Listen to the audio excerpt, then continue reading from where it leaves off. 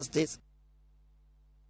Jatend migao mar teko Davis Chirchir odadhoge ewi wach mar ni kambi achiel kende mowal mondo mi okel osigo 34 e winjruok mar ohala mar modhi e kind sirikal gi sirikal ka sirikal ma Kenya gi Saudi Arabia kod United Arab Emirates biro kawo omenda tara gi gana.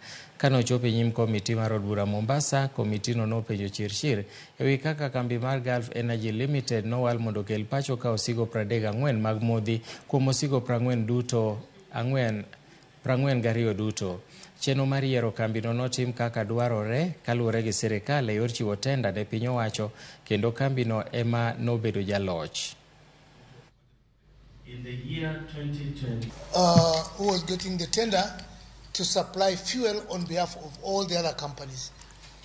In this arrangement, therefore, where we are having Gulf having supplied 34 cargoes out of the 42, does it mean there is a matrix that is being used similar to the one of OTS to warrant Gulf to supply 34 cargoes, then Oryx and Galana to supply 4?